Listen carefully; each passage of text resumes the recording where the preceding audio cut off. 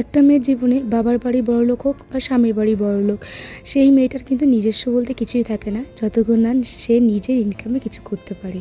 রাধে রাধে বন্ধুরা, তোমরা সবাই কেমন আছো? আশা করি তোমরা সবাই খুব ভালো আছো।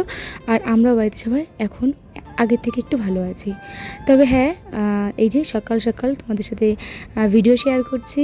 আজকে অনেক দিন পর, প্রায় 1 মাস।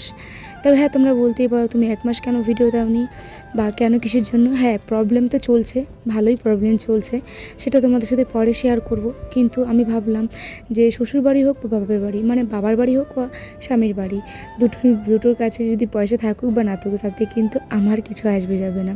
তবে হ্যাঁ, যতক্ষণ না নিজের ইনকামে কিছু হয় ততক্ষণ কিন্তু নিজের একটা ভরসার জায়গা তৈরি না হলে তখন সেই জায়গাটা তোমাকে সেই পজিশনে কেউ গুরুত্ব দিতে চায় না। তবে হ্যাঁ, সেই গুরুত্বর আশা ভরসায় আমি কোনো দিন থাকি না।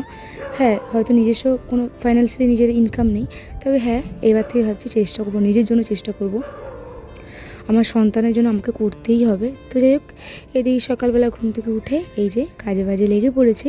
আর হ্যাঁ, এই যে এখন তো আমরা দেওরের ঘরে আছি, ঘরে জল ঢোকা মানে ঢুকলো বলতে জল চুয়ে অনেকটা জল ঢুকেছিল। তারপরে যে দেওয়ার উপরে পড়লো চলে আসতে, তো দেওরের ঘরে চলে শিফট হয়ে গেছি। এখন যতদিন না আমার নতুন ঘরটা তৈরি হচ্ছে ততদিন হচ্ছে আমরা এই ঘরেই থাকবো।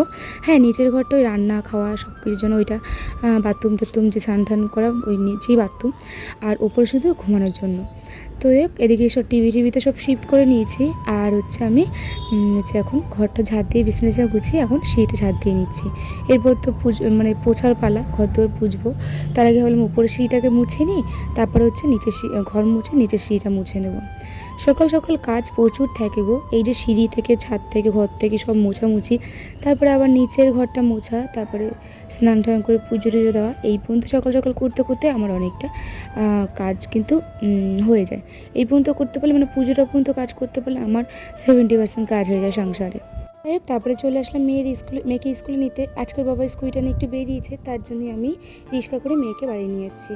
তো মেয়েকে জিজ্ঞেস করছিলাম স্কুলে কী কী হচ্ছিলো, তো তারপরে মেয়ে আর আমি গল্প করতে করতে বাড়ি চলে যাচ্ছি। চলো টাটা, সবাই ভালো থেকো।